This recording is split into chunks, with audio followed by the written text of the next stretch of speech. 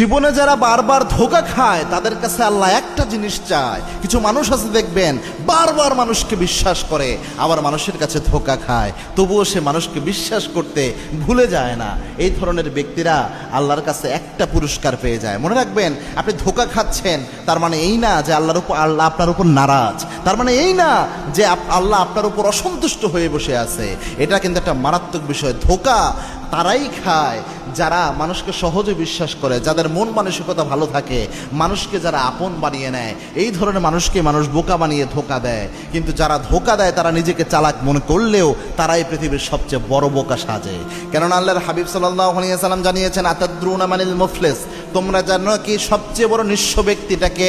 সাহাবা একরাম বললেন, ইয়া রাসূলুল্লাহ, মাল্লা দিন লাহু ওয়ালা মাতা, যার কোনো টাকা পয়সা নাই সেই ব্যক্তিটা হচ্ছে সবচেয়ে বড় নিঃস্ব। আল্লাহর হাবিব বললেন, না, আল মুফলিসুল হক, সবচেয়ে বড় মুফলিস বা নিঃস্ব হচ্ছে ওই ব্যক্তি যেই ব্যক্তিকে আল্লাহ রাব্বুল আলামিন অনেক সওয়াব অর্জন করার তৌফিক দিয়েছেন, কিন্তু মানুষের সাথে ধোঁকাবাজি করেছে, মানুষের বিশ্বাস নষ্ট করেছে, মানুষের উপর জুলুম করেছে।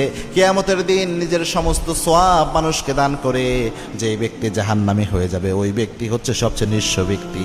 আল্লাহু আকবার। তার মানে যে আপনার সাথে ধোঁকাবাজি করে সেই ব্যক্তির কাছে আপনি দুনিয়ায় হয়তো কোনো বিচার নাও পেলেও কিয়ামতের দিন আল্লাহ রাব্বুল আলামিন তাকে পাকড়াও করবেন, তার সব সওয়াব আল্লাহ আপনার আমলনামায় দিয়ে তাকে নিঃস্ব বানাবেন। আর যাকে ধোঁকা দেওয়া হয়, এই রকম ব্যক্তি যারা রয়েছে, এই যে ধোঁকায় পড়ে যায়, বিপদে পড়ে যায়, মুসিবতে পড়ে যায়, কষ্টের মধ্যে পড়ে যায়, সালমান রাদিয়াল্লাহু আনহু হাদিস বর্ণনা করেছেন, এই ধরনের ব্যক্তিদেরকে আল্লাহ চায় বারবার যে তারা জীবনে ধাক্কা খাচ্ছে, এর মাধ্যমে আল্লাহ চায় তার জীবনের সব গুনাহ যেন ঝরে যায় এবং আল্লাহর দরবারে সে যখন উঠবে তখন যেন নিষ্পাপ হিসেবে আল্লাহর দরবারে উঠতে